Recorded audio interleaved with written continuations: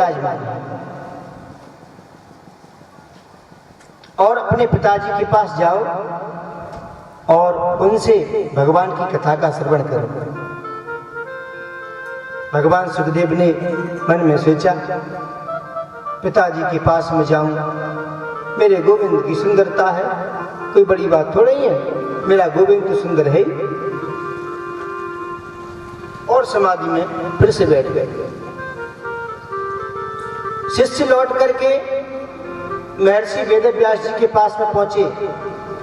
उन्होंने कहा कि क्या सूचना मिली, मेरा बेटा आया कि नहीं आया? शिष्यों ने कहा, गुरुजी, हमने एक बार तो सब वो श्लोक बोला और श्लोक के प्रभाव से उनकी समाधि भी खुली और समाधि खुलते ही उनकी आंखों में आंसू आ गए कि मेरे गोविंद की कितनी सुंदरता है। और उन्होंने कथा को आगे जानने के लिए इच्छा प्रकट की।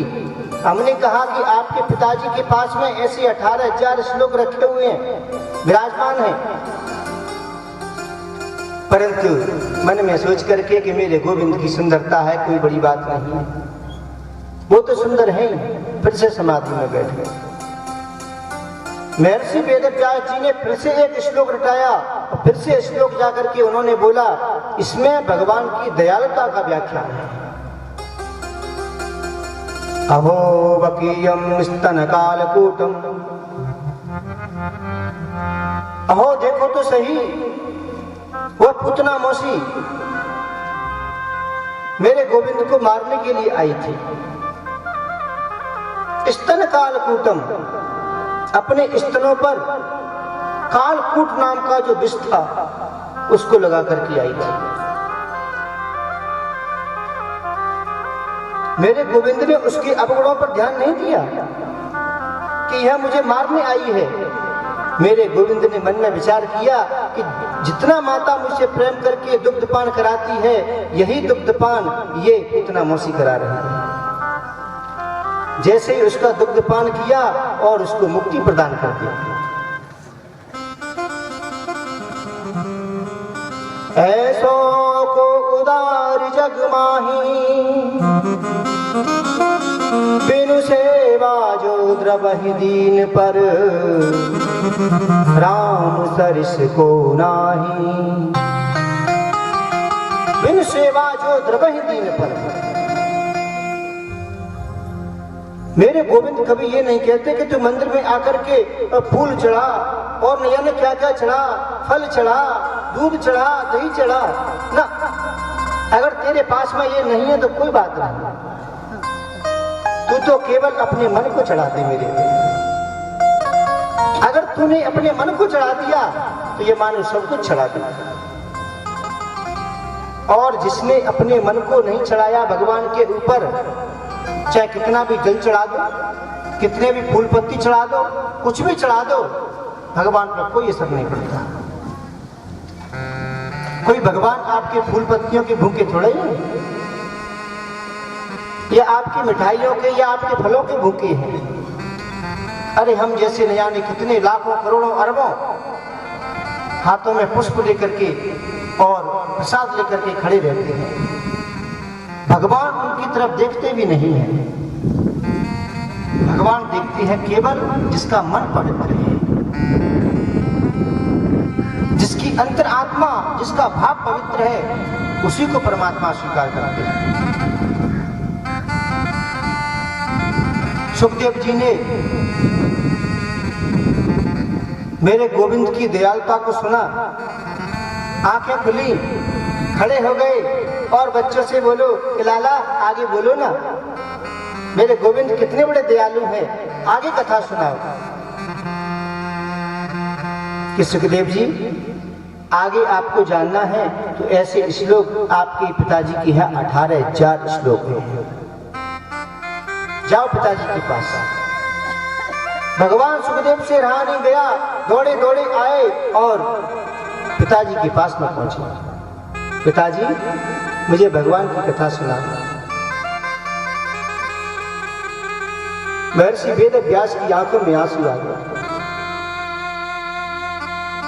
कि धन्य है मेरे लिए, अहो भाग्य मेरे कि मेरे यहाँ ऐसा पुत्र जन्म लेकर के आया। ऐसा पुत्र जन्म लेकर के क्यों आया? क्योंकि महर्षि वेदव्यास परम दयालु, परम कृपालु, परम संत हैं। न कामी है, न क्रोधी है, न छली है, न कपटी है,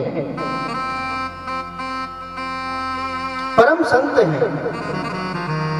ऐसे ही आज भी अगर कोई मनुष्य काम से दूर रहने का प्रयास करता है, क्रोध से बचने का प्रयास करता है, छल करता नहीं है, कपट करता नहीं है, सदा दूसरे के हित करने का प्रयास करता है और परहित में जीवन को गुजारता है और गोविंद से प्रेम करता है, तो उनके यहाँ सुखदेव जैसे पुत्र उत्पन्न होते हैं। बोले वृंदावन बिहारी लाल की जय। सुखदेव जैसे पुत्र का मतलब है भगवान के भक्त।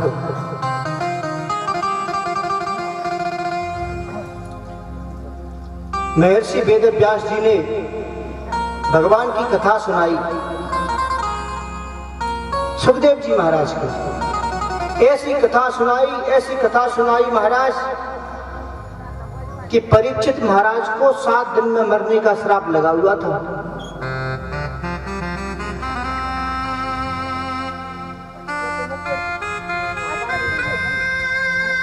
समीप मुनि के पुत्र श्रृंगी ऋषि ने परीक्षित महाराज को 7 दिन में अकाल मृत्यु का श्राप दे दिया। दुनिया में हड़कंप मच गया कि परीक्षित महाराज को 7 दिन में मरने का श्राप लग चुका है। भैया कोई भी यह निर्णय नहीं कर सका कि 7 दिन में मुक्ति कैसे होगी। मेरे भगवान सुखदेव पहुंचे, ऐसी कथा सुनाई परीक्षित महाराज को, ऐसी कथा सुनाई कि 7वें दिन तो स्वर्ग से विमान आ गया और विमान में बैठ करके परीक्षित महाराज वैकुंठ को चले गए। बोलो जय श्री कृष्ण। यहाँ पर शौनकादिक ऋषियों ने प्रश्न कर लिया,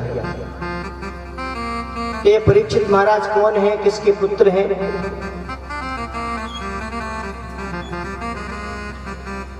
कौन है, किसके पुत्र हैं और इनको श्राप कैसे लगा?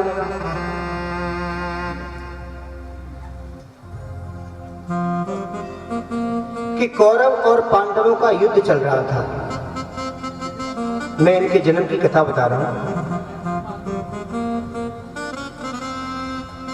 सारे कौरव मारे गए,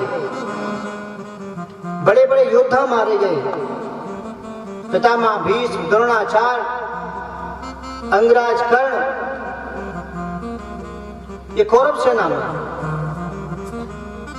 दुर्योधन के 99 भाई और पांडव पक्ष में से भी मरे। पांडव तो नहीं मरे,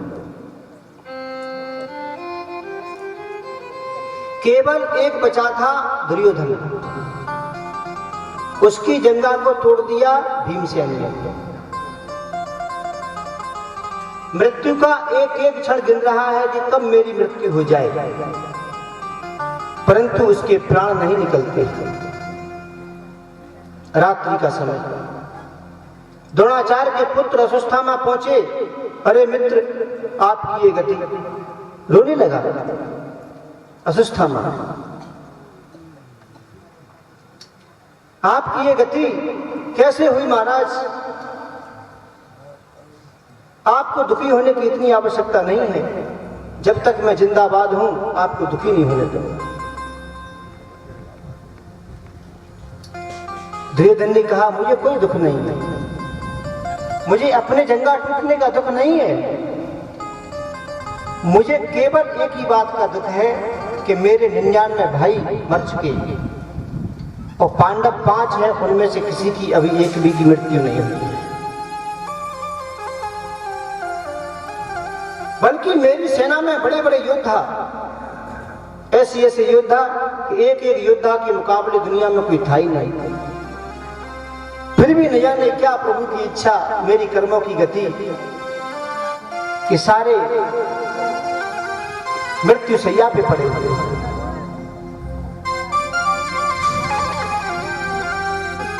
अश्वत्थामा ने कहा, चिंता करने की बात नहीं है, अगर आपके मन में ऐसी बात है। दुर्योधन ने कह दिया था, मुझे एक बात से शांति मिल सकती है कि कैसे भी पांडव मारे जाएं। तो अश्वत्थामा ने कह दिया कि चिंता करने की बात नहीं है, आज रात्रि में मैं आपके शत्रुओं को मार दूंगा।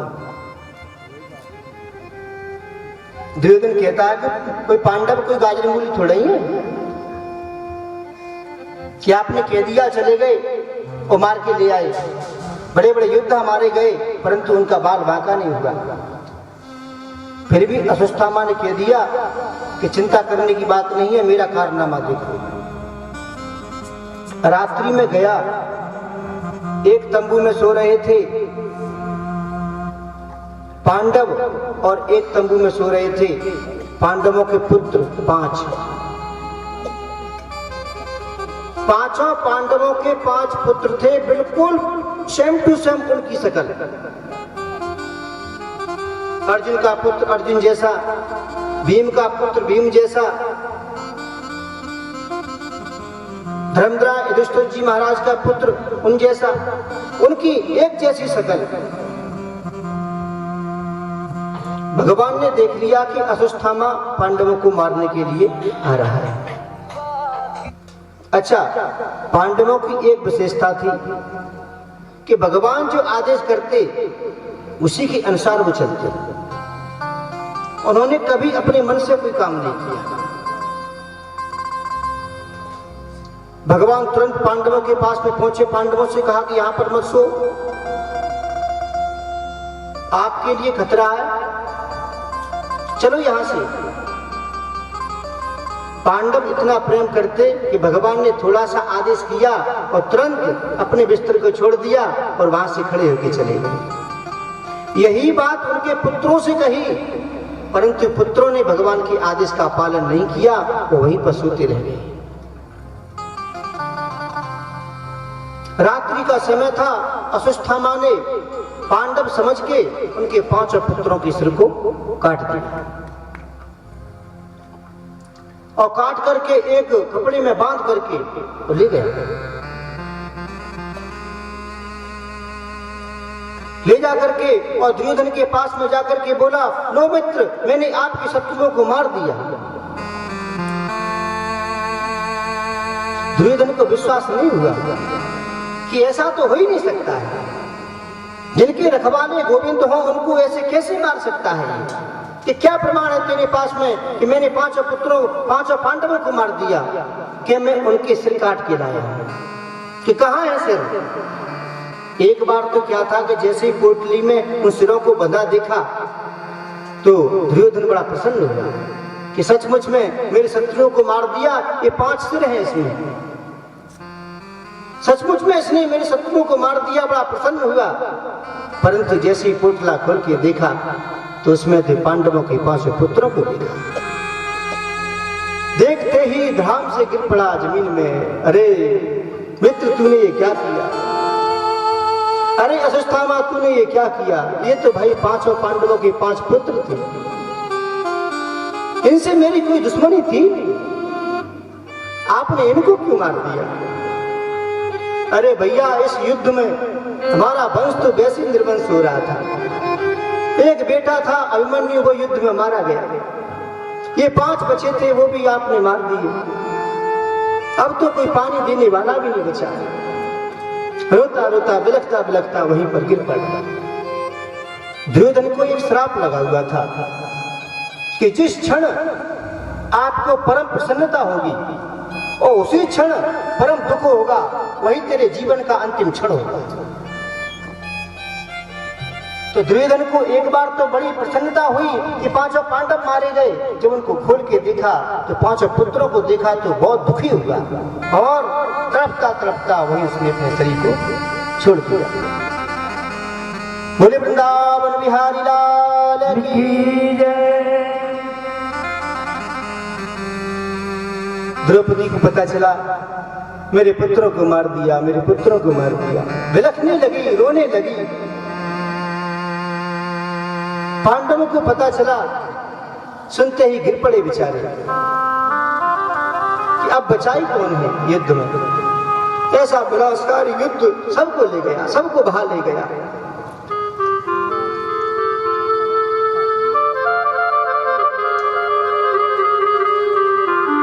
द्रौपदी बार बार रोती है, मेरे पुत्रों ने अश्वत्थामा का क्या बिगाड़ा, रात्रि में सोते हुए मार दिया।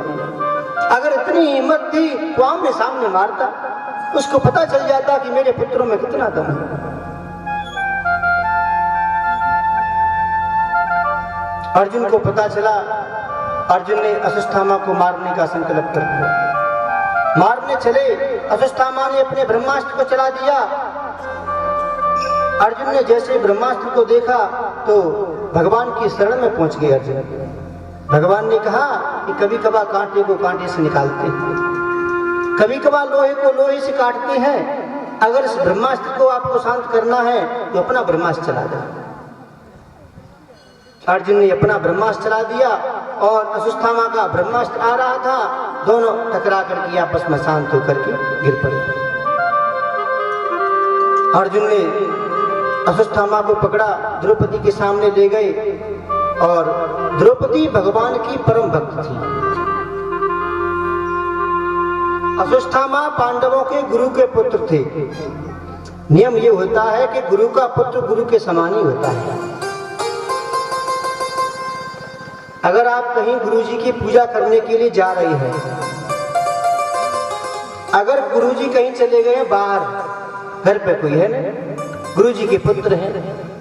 अगर गुरुजी नहीं है तो गुरुजी के पुत्र हैं, तो उनकी पूजा अगर आप कर लेते हैं तो उसका फल आपको मिलता है।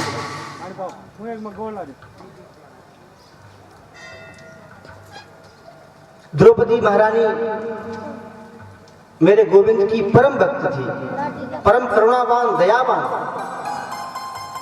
अर्जुन ने कहा कि देवी लो तुम्हारे पुत्रों का शत्रु, कैसे मारूं इसको? तुम्हारे सामने अभी बाण लगा करके और अग्नि बाण से इसको जला के भस्म कर दूं, या काट काट कर इसको जंगल में डाल दूं जानवरों के सामने, या जमीन में गड्ढा खोद करके इसको यहीं दफना दूं। कैसे मारूं इसको? परंतु द्रौपदी को दया आया, मेरे पुत्र तो मारे गए, इसको मारने से मेरे पुत्र जीवित तो नहीं हो सकते। उन्होंने द्रोणाचार्य के बारे में ध्यान किया कि कितने बड़े कृपालु थे द्रोणाचार्य। द्रौपदी ने कहा कि स्वामी आपको बताए, आपके गुरुजी का पुत्र है ये अश्वत्थामा। आपके गुरुजी आपसे इतना प्रेम करते कि आपको दुनिया का सर्वश्रेष्ठ धर्मधर बनाया है। जो शिक्षा अपने पुत्र को देनी थी वह शिक्षा आपको दे दी। अपने पुत्र से इतना प्रेम नहीं किया, गुरुजी ने आपसे इतना प्रेम किया। और उसी गुरुजी का पुत्र आपके सामने पड़ा है और आप उसको मारना चाहते हो। मेरी गोद तो खाली होनी थी, वो तो हो गई भैया, मेरे तो नसीब में यही लिखा था। इसको छोड़ दो, मत मारो।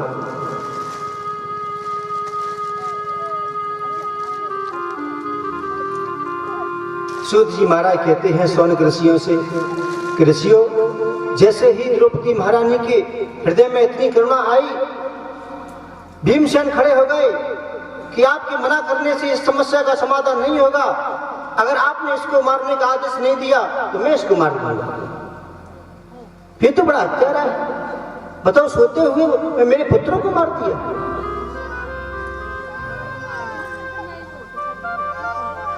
अब सभी से सलाह ली गई कि क्या किया जाए।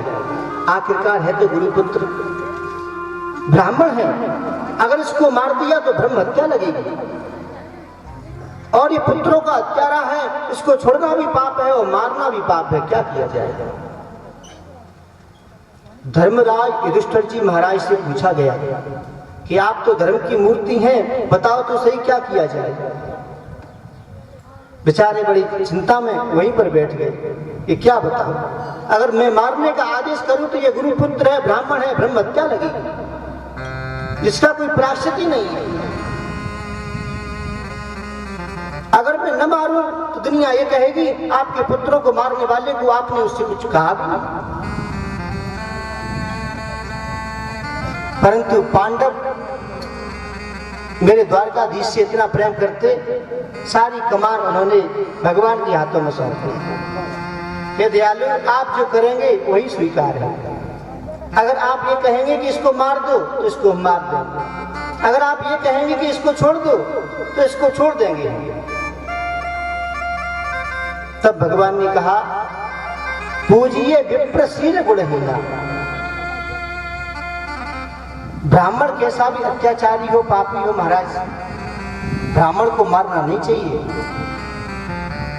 बल्कि ब्राह्मण का अपमान ही उसके मारने के बराबर होता है। इसीलिए इसका अपमान कर दो, अगर इसकी आंखों में शर्म होगी तो ये मरने से भी ज्यादा हो जाएगा। इसके मस्तिष्क में जो मणि लगी हुई है, इस मणि को निकाल लो और धक्का देकर के यहां से भगा दो। अर्जुन ने ऐसा ही किया। अर्जुन ने अपनी तलवार से उसकी मणि को निकाला और धक्का देकर के वहां से भगा दिया। ब्राह्मण का अपमान उसके मरने के बराबर हो जाता है। भगवान ने कहा, अब ये मरा भी नहीं है और मर भी गया, दोनों काम हो गए। अश्वत्थामा इतना अत्याचारी पापी हो गया महाराज, उस समय अपने आश्रम में पहुंचा और मन में विचार करने लगा, पांडवों ने मेरा अपमान किया है, मेरी मणि को निकाल लिया, मैं पांडवों से बदला लेकर के मानूंगा।